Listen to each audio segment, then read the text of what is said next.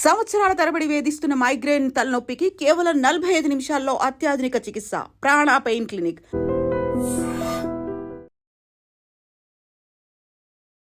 Hi guys, welcome to I dream. నేను మీ చాణక్య. చిలకమర్తి గారి పంచాంగం గురించి ఉభయ రాష్ట్రాల్లో మనం ప్రత్యేకంగా చెప్పుకోవాల్సిన అవసరం లేదు. మరి అలాంటి చిలకమర్తి పంచాంగం యొక్క సృష్టికర్త, మరి బోల్డెన్ని పుస్తకాలు రాసిన మరి చిలకమర్తి ప్రభాకర చక్రవర్తి శర్మ గారు ఇప్పుడు మనతో పట్టున్నారు. అండ్ ముందుగా అయితే మనకు దీపావళి వస్తుంది కాబట్టి దీపావళి పండుగ అనేది ఎలా సెలబ్రేట్ చేసుకోవాలి, విధి విధానాలు ఏంటండి, అవి ఏంటా అనేది కూడా గురుగారిని అడిగి తెలుసుకుందాం. నమస్తే గురుగారు. నమస్కారం. ముందుగా మీకు దీపావళి శుభాకాంక్షలు. ధన్యవాదాలమ్మా. మీకు కూడా ఐ డ్రీమ్ ప్రేక్షకులందరికీ, ఐ డ్రీమ్ యాజమాన్యానికి, మీకు కూడా అందరికీ దీపావళి శుభాకాంక్షలు. దీపావళి పండుగ యూజువల్గా కాలేజీలలోనో నార్మల్గా స్కూల్స్లో ఎవరికైనా కానీ 2 రోజులు హాలిడేస్ ఇచ్చేస్తారు, అయిపోతుంటుంది. కానీ పూజ చేసే ప్రతి ఒక్క ఇంట్లల్లో మాత్రం అది 5 రోజులు సెలబ్రేట్ చేసుకుంటుంటారు. అది చాలా తక్కువ మందికి మాత్రమే తెలుసు. అసలు ఈ 5 రోజుల యొక్క విశిష్టత ఏంటి, ఒక్కొక్క రోజు యొక్క ప్రత్యేకత ఏంటో చెప్తారా? చాలా చక్కటి ప్రశ్న అండి ఇది. మనకి దీపావళి శాస్త్రపరంగా చూసుకున్నట్లయితే ఇది 5 రోజుల పండగ. కానీ మన తెలుగు రాష్ట్రాల్లో అయితే దీన్ని 7 రోజుల దాకా కూడా, అంటే నాగుల చవితి వరకు కూడా చేస్తూ ఉంటారు. అయితే ఈ 5 రోజుల పండగ అంటే మనకి అసలు దీపావళి ప్రారంభం అయ్యేటువంటి రోజు ఆశ్వయుజ మాస కృష్ణపక్ష త్రయోదశి. అంటే మొట్టమొదటి రోజు మనకి ధనత్రయోదశితో దీపావళి ప్రారంభం. మనకి ధనత్రయోదశి తర్వాత వచ్చే నరక చతుర్దశి, ఆ తర్వాత వచ్చేటువంటి అమావాస్య, దీపావళి అమావాస్య, ఆ తర్వాత వచ్చేటువంటి బలిపాడ్యమి, బలి చక్రవర్తికి సంబంధించినటువంటి రోజు అది. ఆ తర్వాత వచ్చేటువంటి యమద్వితీయ భగినీ అస్త భోజనం అని, ఇది అన్నా చెల్లెళ్ళకి సంబంధించినటువంటి చాలా విశేషమైనటువంటి పండగ. ఈ 5 రోజులు దీపావళి చాలా ముఖ్యమైన పండగ. దీంతో పాటు మనకి తర్వాత 2 రోజులు అంటే నాగుల చవితి వరకు కూడా తెలుగు రాష్ట్రాల్లో దీపావళిని చేసుకుంటారు. అయితే ఈ 5 రోజుల పండగకి ఒక్కొక్క రోజుకి ఒక్కొక్క విశేషత, ఒక్కొక్క విశేషం, ఒక్కొక్క ప్రాధాన్యత ఉంది ప్రత్యేకంగా. అసలు మనకి ధనత్రయోదశి అంటే మనకి పూర్వం దేవతలు రాక్షసులు కలిపి పాల సముద్రాన్ని చిలుకుతున్నప్పుడు ఆ పాల సముద్రం నుంచి లక్ష్మీదేవి ఉద్భవించినట్టుగా, కుబేరుడు ఉద్భవించినట్టుగా, ఇలా లక్ష్మీదేవి దీపావళి సమయంలోనే పాల సముద్రం నుంచి ఉద్భవించినట్టుగా మనకి చెప్పబడింది. అందుకనే ఈ దీపావళికి వచ్చేటువంటి త్రయోదశి ఏదైతే ఉంటుందో ఆ రోజు నుంచి దీపావళి అమావాస్య వరకు, ముఖ్యంగా ఈ 3 రోజులు సాయంత్రం ప్రదోషకాల సమయంలో లక్ష్మీదేవి పూజలు చేస్తారు. అందుకనే ధనత్రయోదశి మనకి ఆ రోజు ఉదయాన్నే లేవడం, తలస్నానం వంటివి ఆచరించడం, నూతన వస్త్రాలు కట్టుకోవడం, దాంతోపాటు ఇంటిని శుభ్రంగా ఉంచుకోవడం, అలాగే వ్యాపారం చేసుకునేవారు వ్యాపారాన్ని చాలా శుభ్రపరుచుకుని ఉంచుకోవడం. దీపావళి సమయానికి భారతదేశం మొత్తం కూడా చాలా పరిశుభ్రంగా ఇల్లంతా కూడా ఉంచుకుంటారు. మనకి స్వచ్ఛ భారత్ అనేది అసలు ఇప్పుడు వచ్చింది కాదు. మన సనాతన ధర్మంలో స్వచ్ఛ భారత్ అనేది కొన్ని ఏళ్లగా ఉన్నది. ఒక గ్రహణం జరిగితే గ్రహణానికి ముందు, గ్రహణం అయిన తర్వాత ఇంటిని, ఊరిని, అదే కాకుండా ఆ దేవాలయాల్ని మనం పరిశుభ్రం చేసుకునేటువంటి సంస్కృతి మన యొక్క సనాతన ధర్మంలో ఉంది. అలాంటి మనం దీపావళి సమయానికి ఇంటినంతా కూడా శుభ్రపరచుకుని ఉండడం, అందులో ఈ ధనత్రయోదశి సమయానికి లక్ష్మీదేవి అమ్మవారు మన ఇంటికి వస్తుందనేటువంటి భావనతోటి ఇంటిని శుభ్రం చేసుకుని సాయంత్రం ప్రదోషకాల సమయం అంటారంటే సాయంత్రం 5:30, 6 సమయం నుంచి 8 మధ్య ఉన్నటువంటి ఆ సమయంలో విశేషంగా లక్ష్మీదేవిని ఆవు నేతితో దీపాలు వంటి వెలిగించి దీపారాధన చేసి అమ్మవారికి అష్టోత్తర శతనామాలతో పూజ చేసి లక్ష్మీదేవి పూజ చేస్తారు. ఆ రోజు గనక లక్ష్మీదేవిని పూజించినటువంటి వారికి ధన కనక వస్తు వాహనాదులకు లోటు ఉండదని, అలక్ష్మి ఉండదని. చాలామంది అసలు లక్ష్మి అంటే కేవలం డబ్బు అనుకుంటారు. చాలా తప్పది. ఒకరికి లక్ష్మి, ఒకరికి ఏంటంటే సుఖం, సౌఖ్యం. సుఖం అంటే ఆధ్యాత్మిక పరమైనటువంటి, భక్తిపరమైనటువంటి లేదా ప్రశాంతమైనటువంటి జీవితం ఏదైతే ఉందో, నేను భార్యా బిడ్డలతోటి అలాగే నా యొక్క వృత్తితోటి చాలా ప్రశాంతంగా సుఖంగా ఉండాలనుకోవడమే సుఖమే, అది కూడా లక్ష్మియే. ఇదే కాకుండా ధనము లక్ష్మియే. ఇదే కాకుండా విద్యార్థులకి విద్య కావాలన్నా అది లక్ష్మి. సో ఇలాగ ఏది కోరుకుంటే ధర్మబద్ధమైన ప్రతి కోరిక లక్ష్మే. కాబట్టి అలాంటి లక్ష్మి ఈరోజు ధనత్రయోదశి రోజు ప్రదోష కాలంలో పూజ చేసినటువంటి వారికి కలుగుతుంది. అందుకనే దీపావళి 3 రోజులు, ధనత్రయోదశి, నరక చతుర్దశి, దీపావళి, ఈ 3 రోజులు లక్ష్మీదేవి పూజని ఆచరించాలి. ఉత్తర భారతంలో రాజస్థాన్, గుజరాత్లో అయితే ఖచ్చితంగా ఈ 3 రోజులు ప్రత్యేకంగా లక్ష్మీ పూజలు చేస్తారు. అలాగే ఆంధ్ర తెలుగు రాష్ట్రాల్లో కూడా ధనత్రయోదశి రోజు, దీపావళి అమావాస్య రోజు కూడా లక్ష్మీదేవి పూజలు ప్రదోష కాలంలో సాయంత్రకాల సమయంలో పూజలు చాలా విశేషం. మనకి చెప్తారు విష్ణుమూర్తికి, మహావిష్ణువుని దర్శించాలంటే ప్రాతకాలం అంటే ఉదయం 4 to 6, 7 విష్ణుమూర్తి దర్శనాలు చాలా మంచి. శివాలయాలని దర్శించాలంటే సాయంత్రం సమయం 6 to 8 శివాలయాలకి దర్శనాలకి సాయంత్రం సమయం మంచిది. అలాగే లక్ష్మీదేవిని దర్శించాలన్నా లక్ష్మీదేవి పూజకి కూడా సాయంత్రం సమయం మంచిదని శాస్త్రాలు తెలియజేస్తున్నాయి. ఆ రకంగా లక్ష్మీదేవిని దీపావళి సమయంలో కనుక సాయంత్రం సమయంలో పూజించినటువంటి వారికి ఆమె యొక్క కటాక్షం కలుగుతుంది. ఇందులో నాకు కొన్ని సందేహాలు అనేది కూడా ఉన్నాయి. అవి ఏంటంటే ధనత్రయోదశి నాడు బంగారం కొనుక్కుంటే మనకైతే మన ఇంట ఎప్పుడు లక్ష్మీదేవి ఉంటుందని చెప్పేసి కొంతమంది అప్పు చేసి మరి గోల్డ్ షాప్స్కి వెళ్ళి గోల్డ్ కొనుక్కునేది చూస్తూ ఉన్నాం. అది నిజమేనా? నిజంగా ఎంతవరకు దీన్ని నమ్మచ్చు అంటారు? చూడండి, శాస్త్రం చెప్పింది ఒకటి, దాన్ని అర్థం చేసుకుంది ఒకటి, ఆచరించేది ఒకటి అన్నట్టుగా అయింది పరిస్థితి. యథార్థంగా శాస్త్రం చెప్పేది ఏంటంటే, నీ దగ్గర ధనం ఉండి ఉన్న ధనంతో ధనత్రయోదశి వంటి రోజుల్లో లక్ష్మీప్రదమైనటువంటి కార్యక్రమాలు చేయాలి. అంటే ఆ రోజు విద్యార్థులు అయితే ఏదో ఒక మంచి పుస్తకం కొనుక్కోవడం, లేదా ఇంట్లో అయినా కొంచెం డబ్బులు అవి ఉంటే ఏదో చిన్న వెండి సామాన్లు ఏదో కావాల్సిన, అంటే స్త్రీలకి కావాల్సినవి ఉంటే అవి కొనుక్కోవడం, బాగా డబ్బు ఉంటే బంగారం కొనుక్కోవడం, ఇలాంటివి చేయొచ్చు.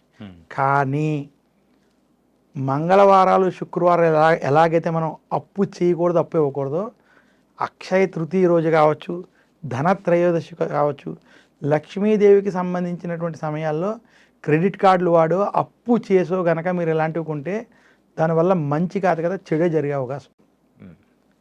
అసలు మనం అప్పు చేయకూడదు, ఉన్నదాంతో మీకు ఏముంటే అది చేసుకోవడం మంచిది తప్ప అప్పు చేసి ఇలా చేయమని మాత్రం ఏ శాస్త్రము చెప్పలేదు. ఇది శాస్త్ర విరుద్ధం. మీ దగ్గర డబ్బు ఉండి, నా దగ్గర ఒక జీతం వచ్చింది, ఈ నెలలో నేను ఒక 10,000 ఏదో మిగిల్చుకుని ఏదో కొనుక్కోవాలనుకున్నాను, తప్పులేదు, దాంట్లో ఎలాంటి దోషం లేదు. కానీ మీ దగ్గర డబ్బులు లేకపోయినా మీరు ఏదో అప్పు చేసి ఇలా కొంటే నాకు ప్రయోజనం అవుతుంది అనుకోవడం మాత్రం ఇది పొరపాటుని మాత్రం తెలియజేస్తూ, అలాంటి పనులు చేయకుండా శాస్త్ర సమ్మితంగా మీ దగ్గర డబ్బుని సేవ్ చేసుకున్నటువంటి డబ్బులతోటి మీరు కొనుక్కోవడం ఉత్తమం. అసలు దీపావళి, ధనత్రయోదశి రోజు అప్పులు చేయడం వంటి వాటికి దూరంగా ఉండాలి. కానీ ఇప్పుడు మన వాళ్ళు మీరు అన్నట్టే ఆచరించడం వేరేగా ఉంది, వినడం వేరేగా ఉంది, అర్థం చేసుకోవడం మరో రకంగా ఉంది. ఓకే, రెండోది నరక చతుర్దశి. నరక చతుర్దశి అనేది మనం చిన్నప్పటి నుంచి వింటున్నాము. ఆ నరకాసురుడిని వధించిన తర్వాత మనం అయితే ఆ పండుగను అనేది సెలబ్రేట్ చేసుకున్నాం. మరి ఆ రోజు యొక్క ప్రాముఖ్యత ఏంటి? నరక చతుర్దశి చాలా విశేషమైనటువంటి రోజు. అసలు మనకి దీపావళి సమయం నుంచి, దీపావళి అయిన తర్వాత నుంచి కార్తీక మాసం ప్రారంభమవుతుంది. కార్తీక మాసంలో ప్రతి ఒక్కళ్ళు పుణ్య నదీ స్నానాలు, సముద్ర స్నానాలు చేస్తారు. అసలు జ్యోతిష్ శాస్త్ర ప్రకారం నరక చతుర్దశి సమయానికి సూర్యుడు తులారాశిలో ఉంటాడంట. సూర్యుడు తులారాశిలో ఉన్నప్పుడు నదులలో, తటాకాలలో విశేషమైన, నీళ్ళల్లో కూడా విశేషమైనటువంటి శక్తి ఉంటుంది. నరక చతుర్దశి రోజు ఏ వ్యక్తి అయినా అసలు ఆచరించాల్సింది ఏంటంటే, ఆ రోజు తైలాభ్యంగన స్నానం చెయ్యాలి. ఇది చాలా చాలా ముఖ్యమైనది. తైలాభ్యంగన స్నానం అంటే ఆ రోజు ఒంటి మీద నువ్వుల నూనె రాసుకుని, సున్నిపిండి వంటివి పెట్టుకుని, చాలామంది ఈరోజు అది కూడా వ్యాపారం చేశారు. దీనివల్ల బ్లడ్ సర్క్యులేషన్, ఆయుష్, నరదిష్టి, నరఘోష వంటి తొలగు. తర్వాత తలకి నువ్వుల నూనెతో మర్దన చేసుకుని అప్పుడు తల స్నానం చేయాలి. ఈ రకంగా పిల్లలకి చేయించాలి, పెద్దలు చేసుకోవాలి. ఇలా తైలాభ్యంగన స్నానాన్ని నరక చతుర్దశి రోజు చేయడం మొట్టమొదటిది. అలాగే నరక చతుర్దశి రోజు కూడా గతించినటువంటి వారికి తర్పణాలు వంటివి ఉంటే వదులుకోవడం. ఇంకా నరక చతుర్దశి రోజు విశేషంగా ఆ రోజు ఉదయము, సాయంత్రం, విశేషంగా ప్రదోషకాల సమయంలో లక్ష్మీదేవిని పూజించాలి. అసలు నరక చతుర్దశి కథ కూడా మనం చూసుకున్నట్లయితే, నరకాసురుడు భూదేవి యొక్క కుమారుడు, ఆయనకి తన తల్లి చేతిలో తప్ప ఎవరి చేతిలో మరణం లేకుండా వరం ఉంటే దేవతల్ని, రాక్షసుల్ని, ఋషుల్ని, మానవుల్ని చాలా పీడించేటువంటి వాడు. అసలు ఈ నరకాసుడు ఎక్కడ ఉండేవాడు అంటే ప్రాగ్జ్యోతిష్పురం అనేటువంటి ఊర్లో ఉండేవాడు. ప్రాగ్జ్యోతిష్పురం అంటే మనకి ప్రస్తుతం నార్త్ ఈస్ట్ అస్సాం అనుకోండి, ఓకే. ఆ యొక్క ప్రదేశాన్ని పాలించేటువంటి వాడు. అలాంటి ప్రాగ్జ్యోతిష్పురంలో ఉండి ఏదైతే ఇబ్బందులు గురి చేస్తూ ఉండేవాడో ఆయన్ని సంహరించడం కోసం శ్రీకృష్ణుడు సత్యభామ చేతిలోనే మరణం ఉందని గ్రహించి ఆమెను తీసుకుని వెళ్ళి మూర్చపోయినట్టు నటించి ఆ తర్వాత సత్యభామ చేతిలో నరకాసుడు చనిపోయిన తర్వాత తన తల్లిని నీవే నన్ను సంహరిస్తావా అని అనడం, ఆమె కూడా బాధపడడం. అప్పుడు నరకాసురుడికి ఒక వరం ఇచ్చాను, ఈ రోజు నుంచి నీవు ఎల్లప్పుడూ జ్ఞాపకంగా ఉంటావు, నీ పేరు మీద ఇలాగా ఈ చతుర్దశి రోజు జరుగుతుంది. ఈరోజు ఎవరైతే నిన్ను తలుచుకొని స్నానాలు, తర్పణాలు వంటి దైవ కార్యాలన్నీ చేస్తారో ఆ పుణ్యం వల్ల వాళ్ళకి ఆయురారోగ్య ఐశ్వర్యాలు కలుగుతాయని వరం ఇవ్వడం. ఆ వరం ప్రకారం అసలు ఈరోజు నరక చతుర్దశి రోజు నరకాసురుడికి సంబంధించినటువంటి ఈ కథ వినాలి, అలాగే ఈ రకంగా ఆచరించుకోవాలి. ఈ కథ వినడం చేతే వారికి పుణ్యం లభిస్తుందని కూడా శాస్త్రాలు తెలియజేస్తున్నాయి. ఈ రకంగా నరక చతుర్దశిని వారు ఆచరించడం వల్ల, అలాగే సాయంత్ర సమయంలో విశేషంగా దీపాలను వెలిగించాలి. నరకాసురుని యొక్క సంహారం జరిగిన తర్వాత ప్రజలందరూ కూడా దీపావళి పండుగ నరక చతుర్దశి రోజు నుంచి జరుపుకున్నట్టుగా కూడా మనకి పురాణాలు తెలియజేశాయి. కాబట్టి ఈరోజు సాయంత్రం విశేషంగా దీపాలు వెలిగించడం, అలాగే ఇంటి మేడ మీద ప్రత్యేకంగా ఒక దీపాన్ని, ఇంటి మేడ మీద ఇంటి మధ్య భాగంలో ఒక దీపాన్ని కూడా వెలిగించడం, ఇది నరక చతుర్దశి రోజు ఆచరించవలసినటువంటి విషయం. ఓకే. ప్రతి ఇంటికి కనీసం ఒక్క దీపమైనా వెలిగించేస్తే అది మంచిది. ఒకటి కాదు, ఎన్ని దీపాలు వెలిగించగలిగితే అన్ని మంచిది. ఎప్పుడు దీపం ఒకటి ఉండకూడదు, కనీసం 2 దీపాలు ఉంటాయి. అంటే వీటి గురించి కూడా మనము తెలియచేయాలి కాబట్టి. అలాగే ఇంకా 3వ రోజు ప్రత్యేకమైన రోజు దీపావళి. మరి దీపావళి రోజు యొక్క మనం చేయాల్సింది, చెయ్యకూడనివి కూడా మరి చెప్తే బాగుంటుంది. అసలు దీపావళి చాలా విశేషమైనటువంటి పండుగ. భారతదేశంలో హిందూ సాంప్రదాయంలో, సనాతన ధర్మంలో యావత్ భారతదేశం మొత్తం జరుపుకునే ఏదైనా ముఖ్యమైన పండుగ ఏదైనా తీసుకుంటే అది దీపావళి పండుగ. కాశ్మీర్ నుండి కన్యాకుమారి వరకు, ఇటు మనకి నార్త్ ఈస్ట్ నుంచి గుజరాత్ వరకు కూడా మీరు చూసుకున్నట్లయితే దీపావళి పండుగ అందరూ జరుపుకునేది. దసరా ఉందనుకోండి, కొన్ని ప్రాంతాలు జరుపుకుంటే కొన్ని జరుపుకో, అలాగే కొన్ని రకరకాల ఉగాది కొన్ని ప్రాంతాలు జరుపుకుంటే కొన్ని జరుపుకో. కానీ దీపావళి పండుగ ఈ ప్రాంతం లేకుండా మొత్తం భారతదేశం మొత్తం జరుపుకునేటువంటి పండుగ, చాలా పెద్ద పండుగ. అయితే దీపావళికి ఇంతటి ప్రాముఖ్యత ఎలా వచ్చింది అంటే, మన పురాణాల ప్రకారం దీపావళి కృతయుగంలో లక్ష్మీదేవి పాల సముద్రం నుంచి ఉద్భవించిన సమయం దీపావళి సమయం అని, త్రేతాయుగంలో శ్రీరామచంద్రమూర్తి విజయదశమి రోజు రావణ సంహారం చేసిన తర్వాత ఆయన లంక నుండి బయలుదేరి అయోధ్యకి అడుగు పెట్టిన రోజు దీపావళి రోజు. ఆ రోజు అంతా దీపావళి పండుగ జరుపుకున్నారని మనకి రామాయణం ద్వారా చెప్పబడింది. ఇంకా ద్వాపర యుగానికి వస్తే, ద్వాపర యుగంలో పాండవులు వారికి విధించినటువంటి 12 సంవత్సరాల అరణ్యవాసం, అజ్ఞాతవాసం పూర్తి చేసుకుని తిరిగి వారి రాజ్యానికి వచ్చిన రోజు దీపావళి రోజుగా. అందుకనే మనకి ప్రతి యుగాల్లోనూ దీని యొక్క ప్రాశస్త్యం, ప్రాముఖ్యత కనబడుతుంది. అందుకనే దీపావళి పండుగ అంత విశేషమైనటువంటి రోజుగా మనకి పురాణాల ప్రకారం చెప్పబడింది. అలాంటి దీపావళి రోజు ఏ వ్యక్తి అయినా ఏం చేయాలి అంటే, ఈరోజు ఖచ్చితంగా తలస్నానం ఆచరించాలి. అలాగే దీపావళి రోజు విశేషించి నూతన వస్త్రాలు కట్టుకోవాలి. ఈరోజు పాత బట్టలు కట్టుకోకూడదు, కొత్త బట్టలు ఖచ్చితంగా ధరించాలి. ఈరోజు మీ యొక్క ఇలవేలుపుని పూజించుకోవడం, అలాగే లక్ష్మీదేవిని ప్రత్యేకంగా పూజించాలి. అలాగే ఈరోజు విశేషించి ఇది అమావాస్య తిథి. అమావాస్య అంటే మనకి ప్రతి అమావాస్యకి పితృదేవతలకి, ఇంట్లో గతించినటువంటి వారికి తర్పణాలు వంటివి వదలాలి. అలాంటి తర్పణాలు వంటివి ఈరోజు ఖచ్చితంగా ఆచరించుకోవాలి దీపావళి అమావాస్య.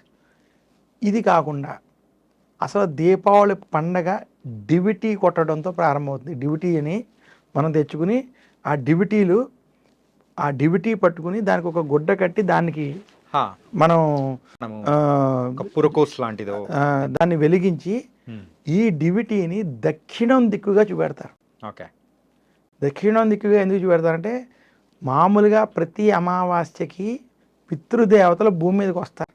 ఉమ్, చాలామంది మనకి దేవతలు అలాగో పితృదేవతలు అలాగే వారు భూమి మీదకి ప్రతి అమావాస్యకి వచ్చి నాకైనా పితృతర్పణాలు వదిలేరా అని చూస్తూ ఉంటారు.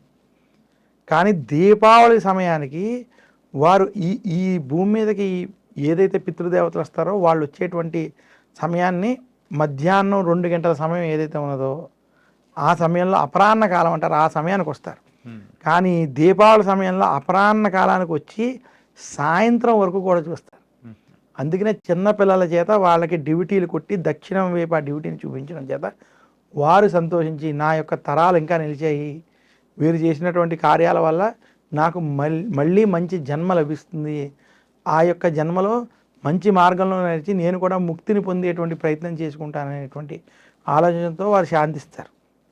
ఇది దీపావళి రోజు చేసేటువంటి ముఖ్య పనులలో దాగి ఉన్న నిగూఢ రహస్యం ఇది. ఓకే. ఇది అయిన తర్వాతే లోపలికి వచ్చి కాళ్ళు చేతులు కడుక్కొని భగవంతుడికి దండం పెట్టుకుని అప్పుడు ఏదైనా ఒక మిఠాయి తినడం అనేది జరుగుతాయి. ఇంకా దీపావళి రోజు ఇంటిల్లపాది దీపాలు పెడతారు కదా, ఉమ్, ఆ దీపాలు పెట్టాలి అంటే ముందు ఆ రోజు సాయంత్రం ప్రదోష కాలంలో లక్ష్మీదేవిని పూజించాలి.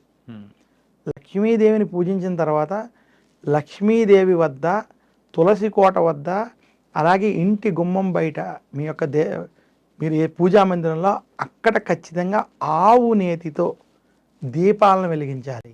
ఉమ్, ఏదైనా కొన్ని పరిస్థితులు ఇచ్చి అక్కడ కుదరకపోతే కనీసం నువ్వుల నూనెతో దీపాలను పెట్టాలి.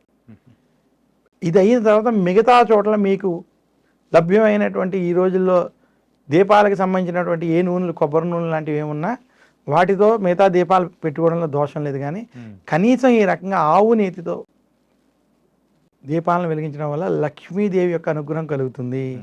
అలాగ లక్ష్మీదేవి పూజ చేసి దీపాలని ఇది చేసుకుని మొత్తం ఇల్లంతా దీపాలతో అలంకరించుకుని ఇలా దీపావళి పండుగ జరుపుకోమని శాస్త్రం తెలియజేసింది. ఓకే. ఇది దీపావళి పండుగ యొక్క విశిష్టత. తర్వాత రోజు 4వ రోజు బలిపాడ్యం.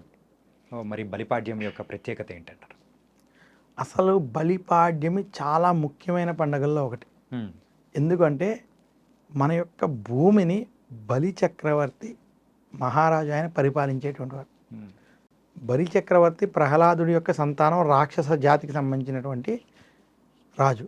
అయితే ఆయన చాలా ధర్మాత్ముడు, చాలా దాన ధర్మాలు వంటివి చేసి భూమండలాన్ని పాలించడం వంటివి చేస్తూ ఉండేవాడు. ఆయనకి శుక్రాచార్యులు మంత్రిగా ఉండేవారు. అయితే బలి చక్రవర్తి దానవుడు అయ్యి ఆయన ఎక్కడ మళ్ళీ ఆయన ఇంద్ర పదవిని కూడా పొందుతాడనేటువంటి భయంతో ఇంద్రుడు ఉండేవాడు. అయితే బలి చక్రవర్తిని ఎలాగైనా అంతమొందించాలి అనేటువంటి స్థితి కలిగినప్పుడు అందరూ వెళ్ళి విష్ణుమూర్తిని ప్రార్థించగా, నేను అదితి గర్భమున వామనుని రూపంలో జన్మించి బలి చక్రవర్తి యొక్క అంతం చేస్తానని చెప్పడం. అలా కొంతకాలం వేచి ఉన్నప్పుడు భాద్రపద మాసం శుక్లపక్ష ద్వాదశి తిథి రోజు ఆయన వామన అవతారంలో శ్రీ మహావిష్ణువు జన్మించడం. అలా జన్మించిన తర్వాత ఈ కార్తీక మాసం వచ్చే సమయానికి బలి చక్రవర్తి అశ్వమేధ యాగం చేయడం మొదలుపెట్టాడు. ఓకే. ఆ అశ్వమేధ యాగంలో ఆయన ఒక బ్రాహ్మణుగా వటువుగా శ్రీ మహావిష్ణువు ఆయన దగ్గరికి వెళ్ళి నాకు 3 అడుగుల భూమి దానం కావాలనేటువంటి వరం అడగడం. బలి చక్రవర్తి ఆ వరం ఇవ్వడం. వచ్చిన వాడు మామూలు వాడు కాదు, మహావిష్ణువుని శుక్రాచార్యులు అప్పుడు గ్రహించి నువ్వు ఈ వరం ఉపసంహరించుకో, ఇవ్వద్దు అని చెప్పినా నేను మాట ఇచ్చాను తప్పదని ఇచ్చేయడం. అప్పుడు ఆయన ఒక అడుగు మొత్తం భూమండలం మీద, ఇంకోటి ఆకాశం మొత్తం మన గెలాక్సీని వీటిని కవర్ చేస్తూ చేయడం. దాంతోపాటు ఇంకొక 3వ అడుగు ఎక్కడ ఏమంటే నా యొక్క శిరస్సు మీద ఏమని బలి చక్రవర్తి చెప్పడం. అలా ఆయన్ని పాతాళంలోకి తొక్కిపెట్టినటువంటి రోజు ఈ బలిపాడ్యం రోజు. అసలు ఈ కథ ఖచ్చితంగా వినాలి. ఈరోజు వామన పురాణం చదువుకోవడం చాలా చాలా విశేషం. కార్తీక మాసం ప్రారంభమే కార్తీక పురాణం ఈరోజు ఎలాగో చదువుతారు. కార్తీక పురాణంలో మొట్టమొదటి అధ్యాయం చెప్తుంది ఏంటంటే పూర్వం శౌనకాది మహామునులు కార్తీక పురాణం గురించి చర్చించుకున్నారని. అందులో ఈ కార్తీక పురాణం ఎలాగా అంటే వశిష్ఠుల వారు మనకి జనక మహారాజుకి కార్తీక పురాణ విశేషాలు చెప్పినటువంటి ఆ కథ మొదటి అధ్యాయం. ఇది ప్రతి ఒక్కరు చూస్తారు. దీనితో పాటు బలి చక్రవర్తికి సంబంధించినటువంటి కథని, వామన పురాణాన్ని ఈరోజు చదువుకోవడం వల్ల విశేషమైనటువంటి ఫలితాలు లభిస్తాయి. ఈరోజు విష్ణుమూర్తిని పూజించాలి, వామన అవతారంలో ఉన్నటువంటి విష్ణువుని పూజించాలి. అలాగే ఈరోజు బలి చక్రవర్తిని స్మరించుకోవాలి.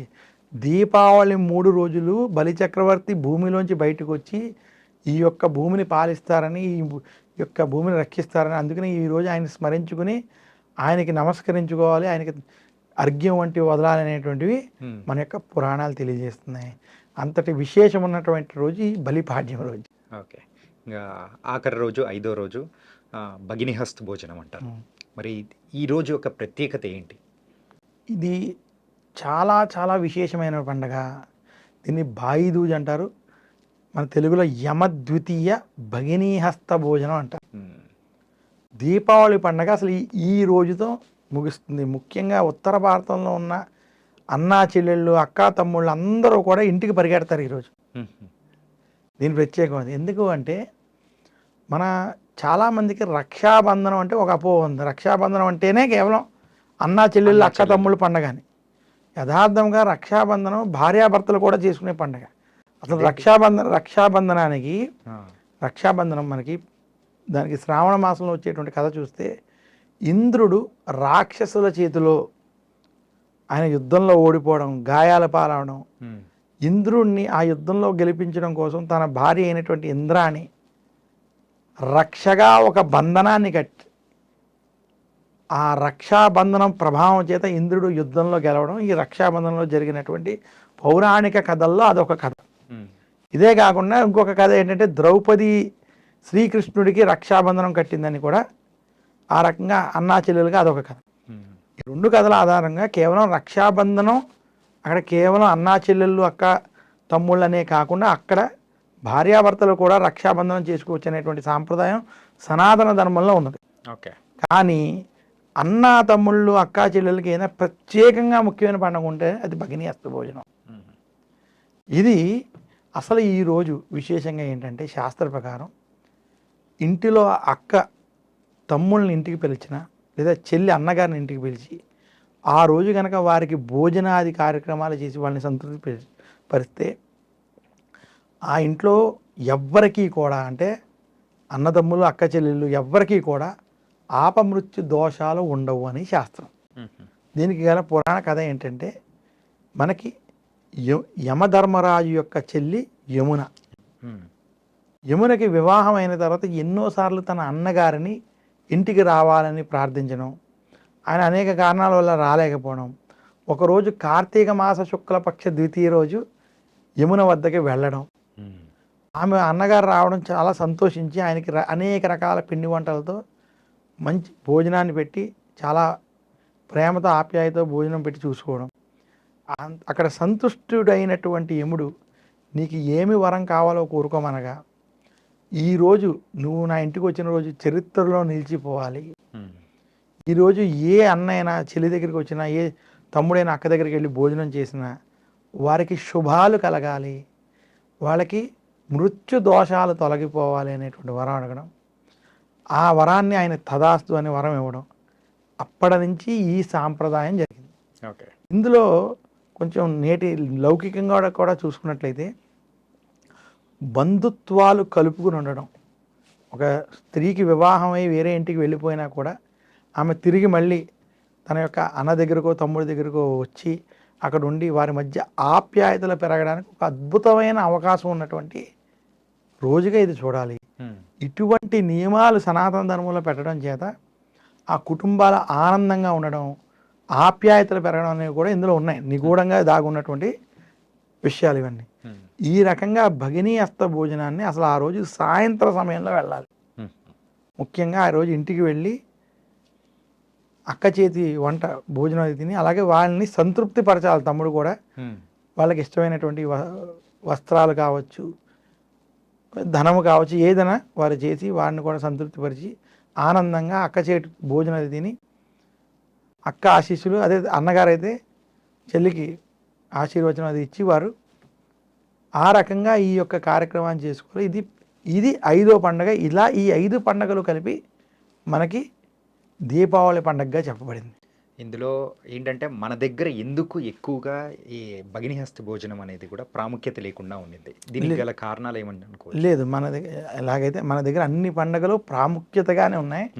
అయితే దేశకాలమాన పరిస్థితులు బట్టి, సమాజంలో వచ్చినటువంటి మార్పులు బట్టి, నేను అదే చెప్తున్నాను. నేను ఎన్నోసార్లు నేను పంచాంగం రాసినప్పుడు సమగ్ర ముహూర్త విధానంతో ఇవ్వబడిన పంచాంగం అని రాశాను. ఎందుకంటే ఇతర దేశస్తులంతా మన దేశం వచ్చి మన సనాతన ధర్మం గురించి తెలుసుకుంటున్నారు. జ్యోతిష్ శాస్త్రం ఈజ్ ఏ పాజిటివ్ సైన్స్. అందులో సమయం ఎంత ఇంపార్టెంటో, ఆ టైం ఇంపార్టెంట్ తెలిసినవాడు ఆ సమయ ప్రకారం మంచి ఏదైనా ఒక పని చేస్తే అది సక్సెస్ ఇస్తుంది. ఇలాంటి విషయాలు అసలు మన వాళ్ళకి తెలియకపోవడం లేదా వదిలేయడం చేత మధ్యలో ఈ డిస్టర్బెన్సెస్ వచ్చాయి.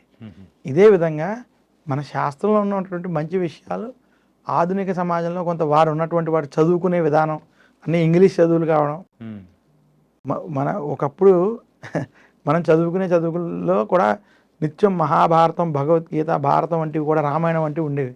ఇప్పుడు ఈ మధ్య అవి కూడా తగ్గిపోయినవి మనం చూస్తున్నాం. ఏంటంటే మ్యాథ్స్, సైన్స్ అనేటివి వచ్చాయి. సో జీవితానికి పనికొచ్చేటువంటి కొన్ని విషయాలు లేకపోవడం, ఈ అవగాహన లోపం వల్ల సమాజంలో వచ్చిన మార్పు వల్ల ఇది తప్ప, కానీ ఇవి తెలిసిన వాళ్ళు మాత్రం ఖచ్చితంగా ఆచరిస్తున్నారు, పాటిస్తున్నారు. దానివల్ల కలిగేటువంటి ఫలితాలు కూడా కలుగుతున్నాయి. ఈ 5 రోజులు పండగ అయిన దీపావళి గురించి మీరు చాలా చక్కగా వివరించారు. మాకు మంచి మంచి విషయాలు అనేది కూడా వివరించారు. ధన్యవాదాలు గురుగారు. ధన్యవాదాలు. నమస్కారం. చిలకమర్తి ప్రభాకర్ చక్రవర్తి శర్మ గారు మన దీపావళి గురించి, ఆ విశిష్టత గురించి చాలా చక్కగా వివరించారు కదా. మరో ఇంటర్వ్యూతో మళ్ళీ కలుద్దాం. అంతవరకు take care. This is your Chanakya.